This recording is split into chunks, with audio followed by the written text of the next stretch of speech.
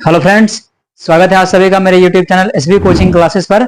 और जैसा कि मैंने आपको क्लास 10th फिजिक्स में चैप्टर आपका पूरा एंड कर दिया था, उसको समाप्त कर दिया था। आज हमें क्या करना होगा कि आज हम प्रैक्टिस करेंगे फिजिक्स के न्यूमेरिकल्स की, यानी यहाँ पर हम क्वेश्चंस को सॉल्व करेंगे। तो चलिए देख लेते हैं, हम यहाँ पर कुछ सवालों को सॉल्व कर लेते हैं कि 15 सेंटीमीटर फोकस दूरी वाले, यानी पहला क्वेश्चन देखिए आपका आया हुआ है कि 15 सेंटीमीटर फोकस दूरी वाले अवतल दर्पण के सामने 30 सेंटीमीटर दूरी पर 2 सेंटीमीटर लंबी वस्तु रखी है। प्रतिबिंब की स्थिति, आकार, प्रकृति ज्ञात कीजिए तथा इसका किरण आरेख बनाइए। यानी आपको दिया है कि 15 सेंटीमीटर वाला फोकस दूरी का कोई अवतल दर्पण है जिसके सामने कोई वस्तु कितनी दूरी पर रखी हुई है, तो वस्तु आपकी रखी हुई है 30 सेंटीमीटर की दूरी पर, यानी वस्तु की दूरी कितनी है 30 सेंटीमीटर। और आगे 2 सेंटीमीटर लंबी वस्तु है, यानी 30 सेंटीमीटर की दूरी पर 2 सेंटीमीटर लंबी वस्तु रखी है। आपसे पूछा क्या है कैलकुलेट करने के लिए, तो आपसे कहा है कि प्रतिबिंब की स्थिति, आकार, प्रकृति ज्ञात कीजिए तथा किरण आरेख खींचे। यानी आकार, प्रकृति और किरण आरेख, ये सभी बातें आपसे करने के लिए कह रहा है। तो चलिए सबसे पहले हमें जो दिया गया है हम उसको लिख लेते हैं कि हमें सवाल में क्या क्या दिया है। तो आपको फोकस दूरी दी गई है, ठीक ढंग से देखिएगा। क्वेश्चन में आपको दिया है 15 सेंटीमीटर फोकस दूरी। और सबसे पहले इसको सॉल्व करने से पहले क्या करना होगा, सबसे पहले आपको दर्पण देखना होगा, है ना, कि दर्पण कौन सा है। अगर अवतल दर्पण है तो अवतल दर्पण में सारी दूरियां माइनस में होती हैं। अगर उत्तल दर्पण है तो उत्तल दर्पण में केवल u माइनस होता है, बाकी सारी दूरियां प्लस हो जाती हैं उत्तल दर्पण के लिए, है ना। तो यहां तो क्वेश्चन आपका अवतल दर्पण से आया है, तो यानी इसमें फोकस दूरी भी माइनस होगी, वस्तु की दूरी भी माइनस होगी, प्रतिबिंब की दूरी भी माइनस होगी। ठीक, तो चलिए अब इसको सॉल्व करते हैं। तो हमें दिया गया है फोकस दूरी। फोकस दूरी को किससे लिखते हैं, स्मॉल एफ से। तो चलिए लिख लेते हैं यहां पर फोकस दूरी स्मॉल एफ। फोकस दूरी आपके सवाल में कितनी दी गई, तो फोकस दूरी आपको दी गई है 15 सेंटीमीटर। और अवतल दर्पण के लिए फोकस दूरी कैसी होती है, माइनस में होती है। ये सब बातें मैंने आपको पढ़ा रखी है, आपने अगर वीडियो नहीं देखा है तो इस चैप्टर को जाकर के देख लीजिएगा जाकर के, है ना, वहां पर सब आपको बातें क्लियर हो जाएंगी। तो फोकस दूरी क्या होती है इसकी, माइनस में होगी, कितनी है 15 सेंटीमीटर। तो यहां हो जाएगा माइनस 15 सेंटीमीटर, ये हो जाएगा। उसके बाद आपको वस्तु की दूरी दी गई। वस्तु की दूरी को किससे लिखते हैं, यू से, स्मॉल यू से रिप्रेजेंट करते हैं, मैंने दिखाया था वहां पर। और यहाँ यू क्या होगा, तो अवतल दर्पण में चाहे यू हो, चाहे वी हो, चाहे एफ हो, चाहे आर हो, सभी क्या होते हैं, माइनस में होते हैं, है ना। इसका रीजन क्या है कि क्यों माइनस में होते हैं, तो ये मैंने आपको वीडियो में बता रखा है। उत्तल दर्पण के लिए यूवीएफ में संबंध है, आप उस रिलेशनशिप को देख सकते हैं। ठीक, तो यहां पर f बराबर क्या, -15 हो जाएगा। आगे आपको वस्तु की दूरी 30 सेंटीमीटर दी गई है और वस्तु की दूरी u है, तो u भी क्या होता है अवतल दर्पण में, माइनस। तो यहां पर लिख लेते हैं वस्तु की दूरी स्मॉल u बराबर कितनी दी गई है आपकी, 30 सेंटीमीटर ये दी गई है। उसके बाद आगे आपसे कैलकुलेट करने की क्या कहा है, ये कहा है किसने, हाँ, 2 सेंटीमीटर लंबी वस्तु है और प्रतिबिंब की स्थिति, आकार, यानी प्रतिबिंब की स्थिति, आकार, उसकी दूरी ज्ञात करना है। अब प्रतिबिंब की स्थिति, आकार और दूरी क्या होती है, तो v आपको कैलकुलेट करना है। दूरी क्या होती है v, और प्रतिबिंब कहां पर बनेगा वो तो हम बना करके आपको किरण आरेख बता देंगे। देखिए किरण आरेख वाला क्वेश्चन अब ज्यादा नहीं आता, लेकिन मान लिया कभी आ ही जाए या आपको किताब वगैरह में या कहीं प्रश्न देखने को मिल जाए तो आप उसको कैसे सॉल्व करेंगे, है ना। तो इसलिए किरण आरेख वाले में मैं आपको प्रश्न करवा दूंगा। हालांकि इस चैप्टर के मैंने न्यूमेरिकल्स आपको एक वीडियो में करवा दिए हैं, आप उसको भी देख लीजिएगा। ये इस चैप्टर का सेकंड वीडियो है जिसमें मैं इसके न्यूमेरिकल्स करवा रहा हूँ। किरण आरेख का आपको रे डायग्राम खींचना भी बता दूंगा कि कैसे बनाया जाता है ना। चलिए, तो ये हमें दिया गया वस्तु की दूरी u बराबर -30 सेंटीमीटर। उसके बाद वस्तु की लंबाई आपको दी गई, तो वस्तु की लंबाई से कोई लेना देना नहीं, अगर लिखना चाहे तो लिख भी सकते हैं, क्योंकि यहाँ पर आवर्धन वगैरह तो कैलकुलेट करने के लिए कहा नहीं है ना। अगर कहता तो मान लिया हम वस्तु की लंबाई को भी ले लेते यहाँ पर। ठीक, तो आगे हमें निकालना है प्रतिबिंब की दूरी। चलिए, तो प्रतिबिंब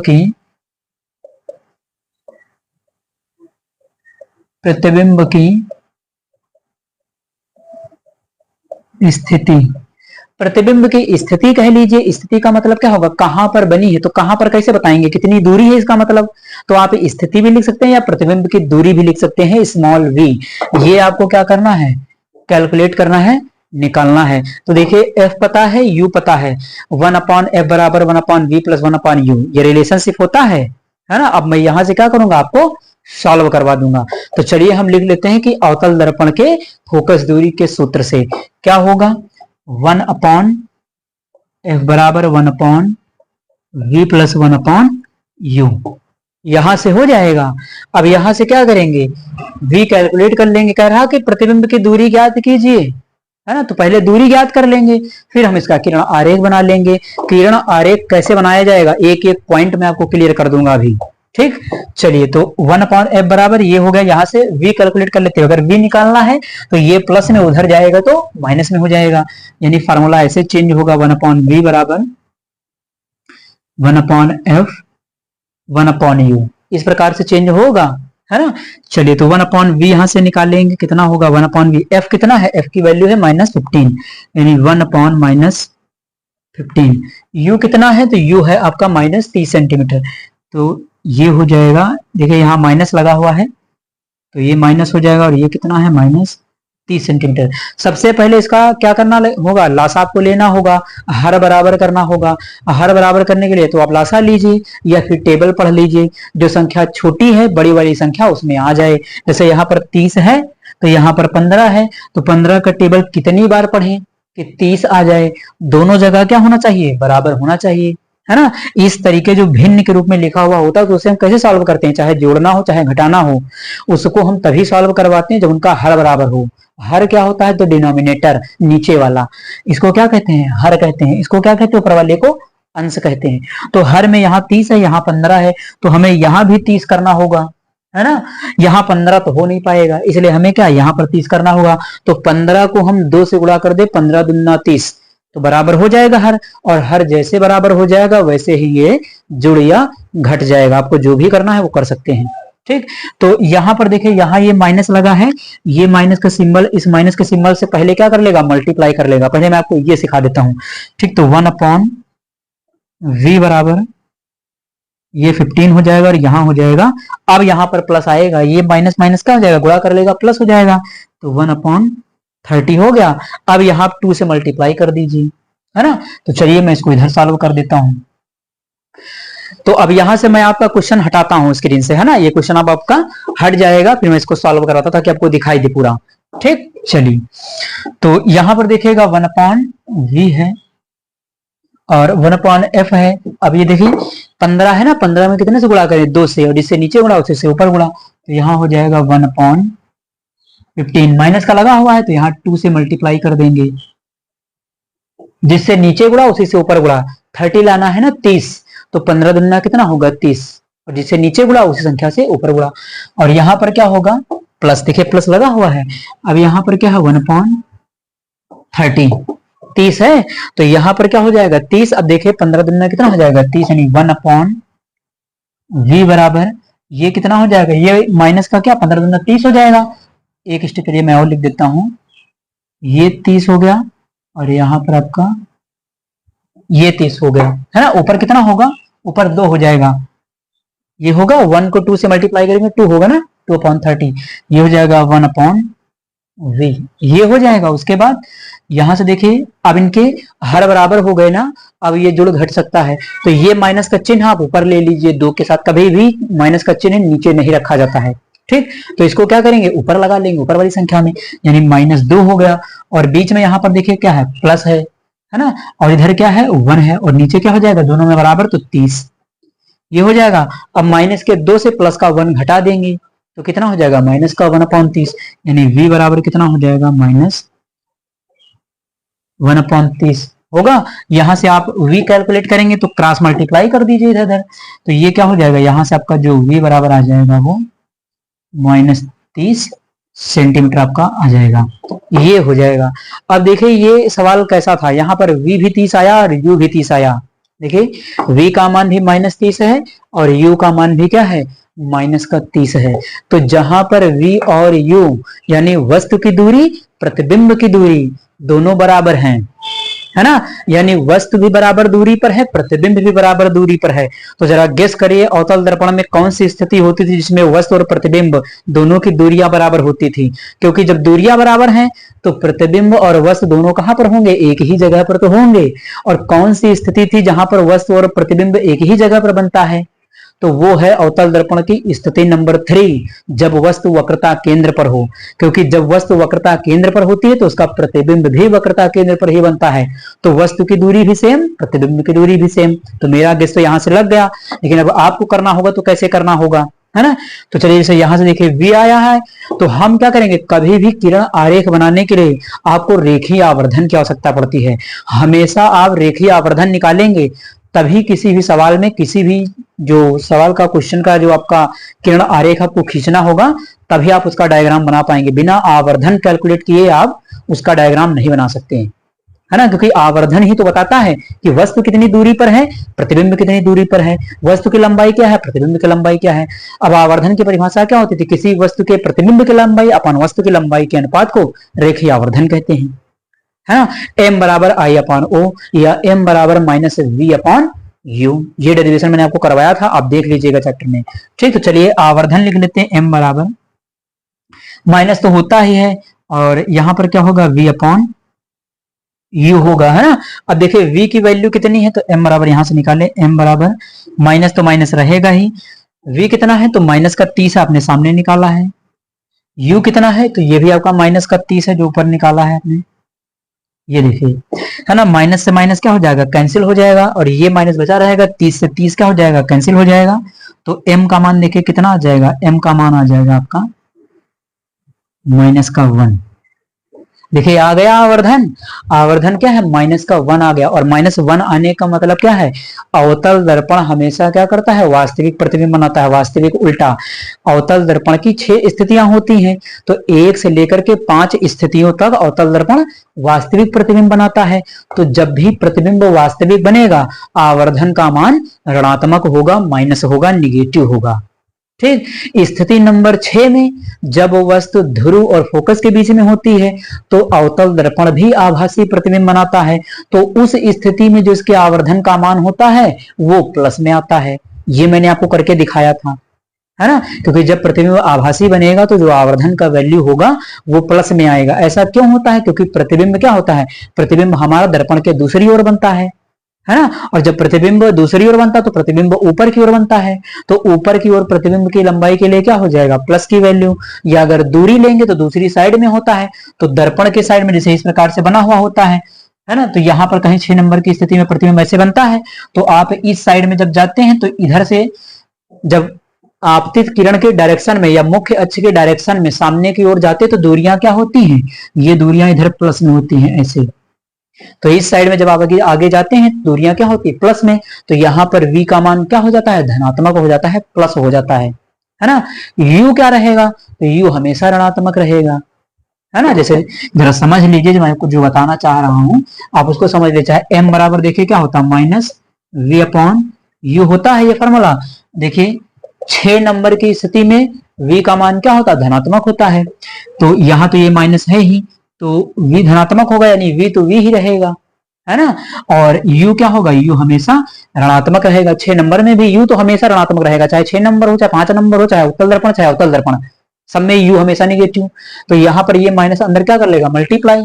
तो m देखिए minus v upon minus u, minus से माइनस कट गया तो m बराबर क्या आ गया, देखिए m बराबर आ जाएगा v अपॉन u, प्लस में आया आवर्धन। तो यही मैंने आपको बताया कि आभासी प्रतिबिंब के लिए आवर्धन धनात्मक होता है। ठीक, तो ये मैंने आपको तो समझाने के लिए बताया था। इसको मैं इरेज कर देता हूं यहां से, ये हो गया। तो ये क्वेश्चन मैंने आपको यहां तक सॉल्व करवा दिया, आप इसका स्क्रीनशॉट ले लीजिए, फिर मैं इसका किरण आरेख आपको बना करके बता देता हूं। यहाँ पर देखिए आवर्धन का मान कितना आया है, -1 आया है, यानी वस्तु की दूरी प्रतिबिंब की दूरी दोनों क्या है, बराबर हैं।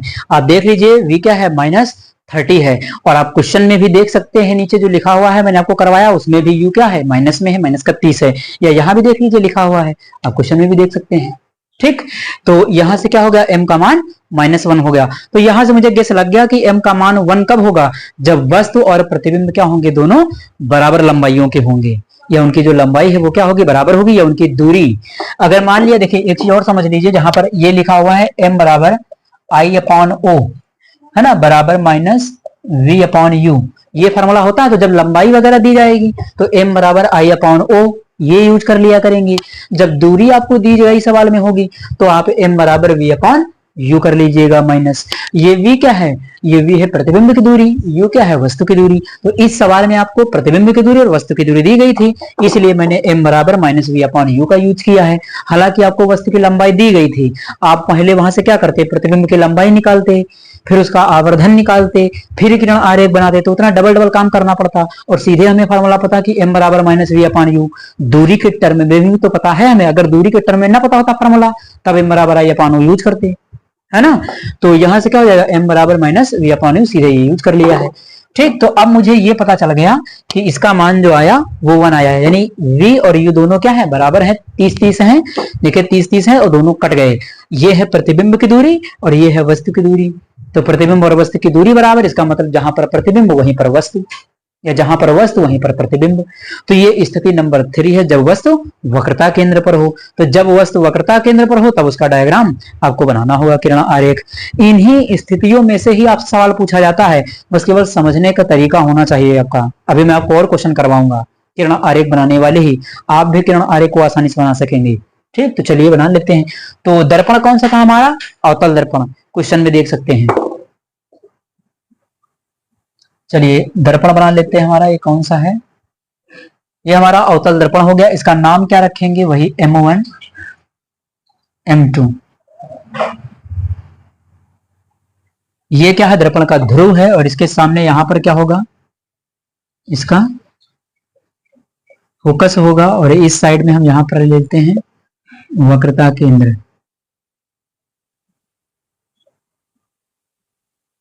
यहां पर हम इसका वक्रता केंद्र लेते हैं। अब हमें क्या करना होगा, हमें पता चल गया कि m का मान 1 आया है, यानी वस्तु कहां है, वक्रता केंद्र पर है। तो वक्रता केंद्र वाले डायग्राम का किरण आरेख खींच दीजिए। चलिए बना लेते हैं इसको। तो यहां पर मैंने वस्तु रख दिया, वस्तु का नाम क्या रखा, वही पुराना O dash, O for object, object means वस्तु। अब प्रतिबिंब बनाने के लिए कम से कम 2 किरणें चलनी चाहिए। मैंने आपको बताया था कि कम से कम 2 किरणें चलेंगी तो आप क्या दिखाएंगे, प्रतिबिंब को दिखा सकते हैं। ठीक, तो पहली किरण चलेगी कहां से, यहां से चलेगी तो मुख्य अक्ष के समांतर जाएगी, और मुख्य अक्ष के जो समांतर जाएगी वो परावर्तन के पश्चात कहां से निकलेगी, फोकस से होकर के। तो ये निकल जाएगी फोकस से होकर के, ये यहां से ऐसे बढ़ा देते इसको, ये यहां से चली गई। ठीक, तो ये फोकस से होकर के निकल गई। उसके बाद जो दूसरी प्रकाश किरण है वो कहां से जाएगी, तो दूसरी प्रकाश किरण जाएगी, देखिए एक समांतर गई और दूसरी कहां से जाएगी, फोकस से होकर। तो जो प्रकाश किरण फोकस के होकर के जाती है वो मुख्य अक्ष के समांतर निकलती है। ठीक, चलिए इसको यहां से बना देते हैं, ये हो जाएगी, है ना। उसके बाद अब ये क्या है कि ये फोकस से होकर के गई, फोकस से होकर के जाने वाली समांतर निकल जाती है, ये मुख्य अक्ष के इसके समांतर निकल जाएगी, तो ये यहां से जाएगी, है ना। चलिए इस डायग्राम को थोड़ा सा करेक्ट करके बनाइएगा। ये तो अब मैंने क्या किया, यहां पर दोनों किरणें काट रही, जहां पर दोनों किरणें काटती वहीं पर उसका प्रतिबिंब बनता है। तो अब क्या करेंगे कि जहां पर दोनों किरणें काटी हूं उस बिंदु को हम मुख्य अक्ष से मिला देंगे, तभी तो हमें प्रतिबिंब नजर आएगा कि कहां पर बना है, क्योंकि स्थितियां हमारी कहां हैं, इस मुख्य अक्ष पर लिखी हुई है, यहां तो है नहीं। तो इसको जब यहां से मिलाएंगे तभी तो पता चलेगा। तो यहां से इसको हम मिला देंगे ऐसे,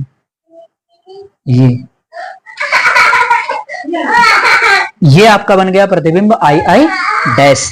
तो इस स्थिति का जो किरण आरेख था वो इस प्रकार से आपका बनाया जाएगा, जहां पर वस्तु वहीं पर उसका प्रतिबिंब। हो सकता है कि डायग्राम थोड़ा सा टेढ़ा मेढ़ा हो गया हो, है ना, लेकिन आप लोग इसको ठीक ढंग से बनाइएगा, प्रकार पटरी वगैरह लेकर के, है ना, क्योंकि यहाँ बोर्ड पर तो हो सकता है कि थोड़ा इधर उधर डायग्राम हो सकता है ना, लेकिन आप लोग इसको बिल्कुल पटरी से सही करके बनाइएगा। तो ये इस स्थिति का डायग्राम था। तो ये क्वेश्चन मैंने आपको करवा दिया है ना। अब इसका आप स्क्रीनशॉट ले लीजिए, फिर मैं आपको अगला क्वेश्चन सॉल्व करवाता हूं। तो चलिए देखते हैं क्वेश्चन नंबर 2 को।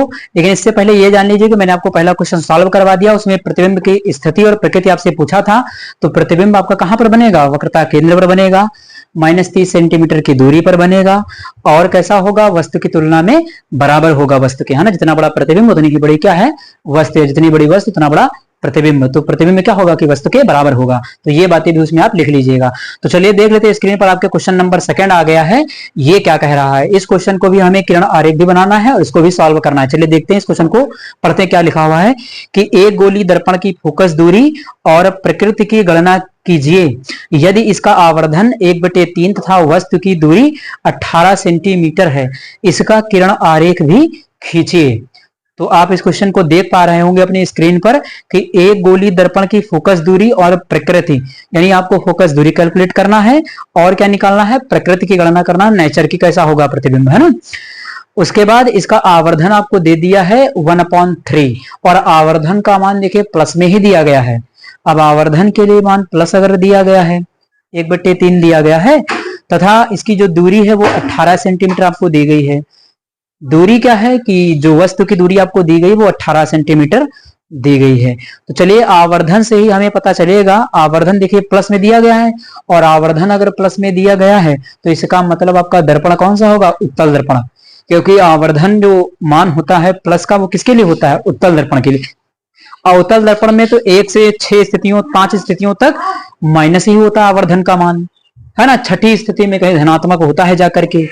तो जाहिर सी बात है कि यहाँ पर ये 6 नंबर की स्थिति तो है ही नहीं, है ना। अगर 6 नंबर की स्थिति होती तो उसमें एक डाटा आपको और दिया जाता, या तो आपको V दिया जाता या तो फिर आपको F दिया जाता, उन दोनों में से कोई एक और दिया होता, है ना। या फिर आपसे ये भी कह देता कि प्रतिबिंब जो है, या फिर दर्पण का नाम बता देता, है ना, कि अवतल दर्पण है। लेकिन यहाँ दर्पण का नाम नहीं बताया है, इसने सीधे से लिखा कि आवर्धन का है 1/3 है, यानी 1 से क्या है, कम है। ठीक, तो चलिए देखते, मुझे आवर्धन से पता चल गया कि ये दर्पण कौन सा आपका उत्तल दर्पण है। तो चलिए हमें आवर्धन दिया है, इसका जो जो हमें दिया गया हम उसको लिख लेते हैं। आप क्वेश्चन को ध्यान से देखिएगा, आपके स्क्रीन पर लिखा हुआ है। तो चलिए आवर्धन आपको दिया गया है यहाँ पर,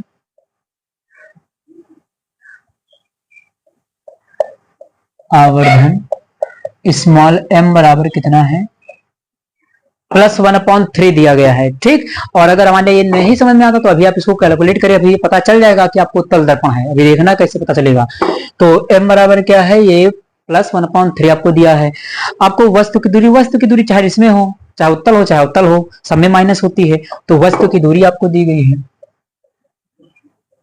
वस्तु की दूरी को हम u से लिखते हैं, और ये आपकी कितनी दी गई है, 18 सेंटीमीटर, यानी -18 सेंटीमीटर आपको दी गई। अब आवर्धन क्या है, उत्तल दर्पण के अवतल दर्पण, तो आवर्धन का जरा फार्मूला लगाइए, अभी आपको पता चल जाएगा। मैंने लगाया और उत्तल दर्पण के लिए, चलिए हम देख लेते कि ये शायद उत्तल दर्पण हो। तो देखिए यहाँ पर क्या है, आवर्धन m बराबर -v/u, -v/u, ये आपको दिया गया है। फॉर्मूला होता है -v/u। अगर ये उत्तल दर्पण है तो उत्तल दर्पण में जो v का मान होता है वो क्या होता है, धनात्मक होता है, u तो हमेशा ऋणात्मक रहेगा। तो चलिए जरा इसको हम कैलकुलेट करते हैं इसी के आगे। ये तो माइनस तो पहले ही रहेगा, फार्मूले में होता है। ठीक, अंदर देखिएगा v क्या रहेगा, v उत्तल दर्पण के लिए धनात्मक रहता है, तो v तो आपका धनात्मक ही रहेगा। u क्या होगा, तो u हमेशा ऋणात्मक होता है, चाहे उत्तल हो चाहे अवतल हो। तो यहाँ पर हम लिख लेते हैं u।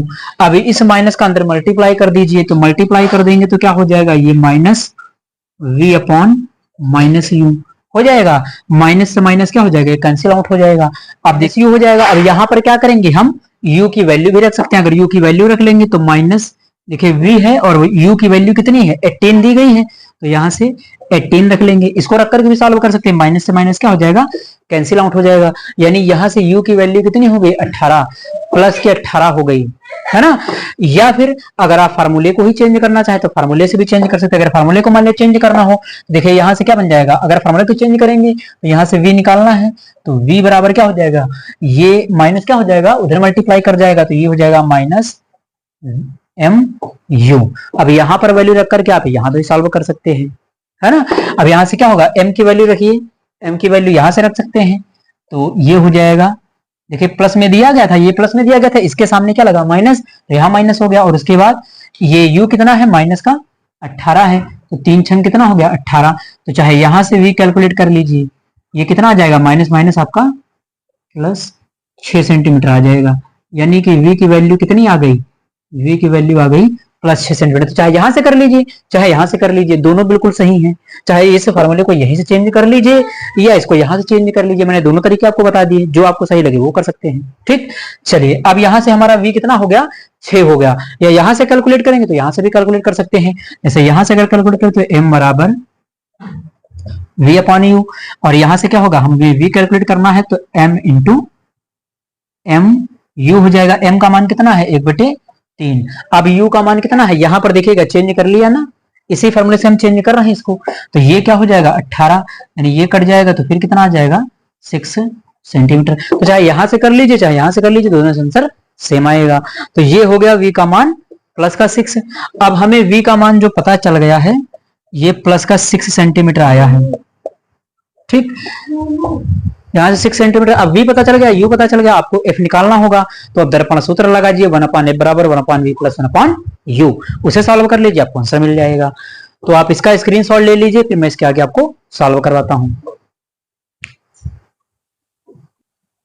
तो यहां पर क्या होगा कि वस्तु की दूरी आपकी ये लिखी हुई, v भी मैंने आपको निकाल करके दिखाया, v कितना आया है तो 6 सेंटीमीटर आया है।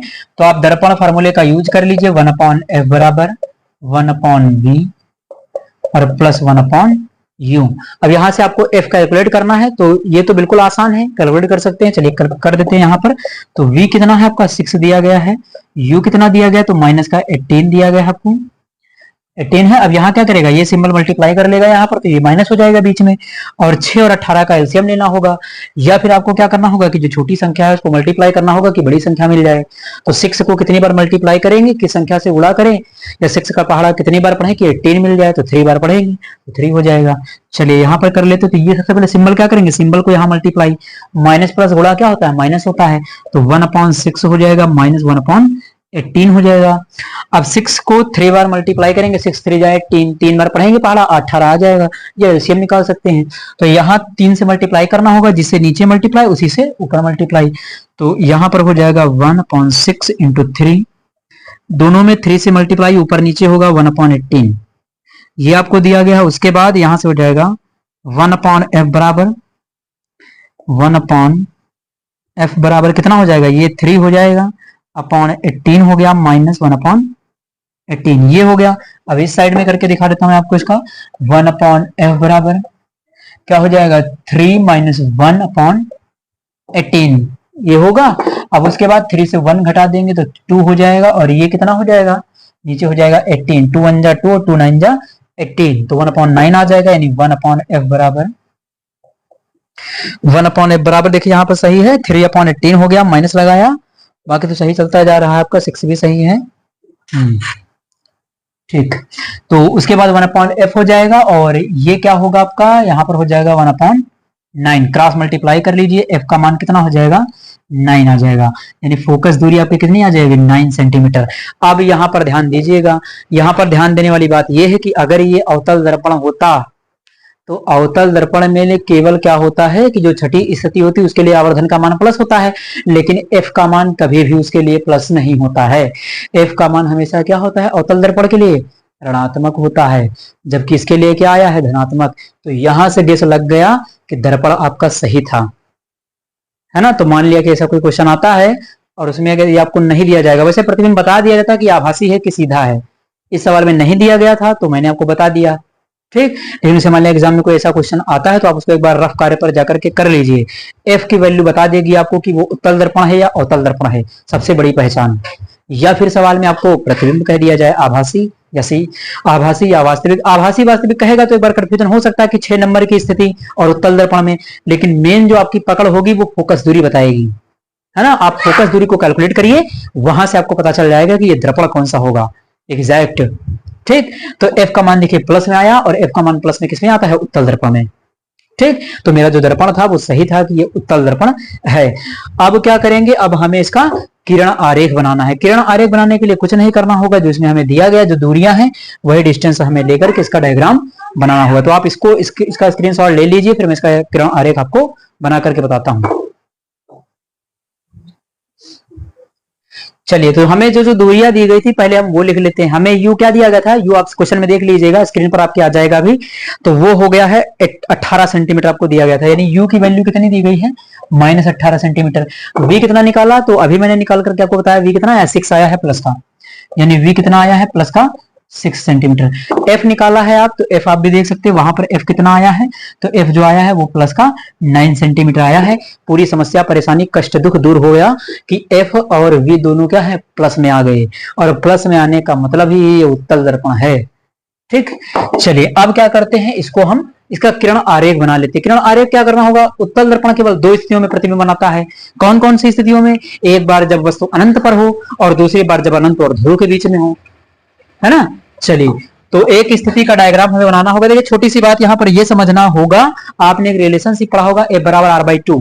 जरा उसका भी डिस्कशन मैं आपसे कर लेता हूँ। F बराबर R/2, ये बहुत ही खतरनाक फार्मूला है, और उससे ये पता चलता है कि जो फोकस दूरी होती है, फोकस दूरी से दोगुना दूरी पर, दोगुना डिस्टेंस पर आपको कौन मिलता है, वक्रता केंद्र C। कैसे सिद्ध हुआ, तो ये जो स्मॉल आर आया है, स्मॉल आर क्या होता है, स्मॉल आर होती है वक्रता त्रिज्या, और वक्रता त्रिज्या कहां से कहां तक होती है, वक्रता केंद्र से लेकर के ध्रुव के बीच की दूरी सीपी होती है, मैंने आपको बताया था। तो एफ बराबर यहाँ पर क्या हो सकता है, सीपी भी तो लिख सकते हैं, CP/2, यानी फोकस दूरी क्या है, आधी होती है वक्रता त्रिज्या की। तो यहाँ पर दर्पण कौन है, उत्तल दर्पण है। तो चलिए उत्तल दर्पण को मैं बना लेता हूं, ये आपका डायग्राम बन जाता है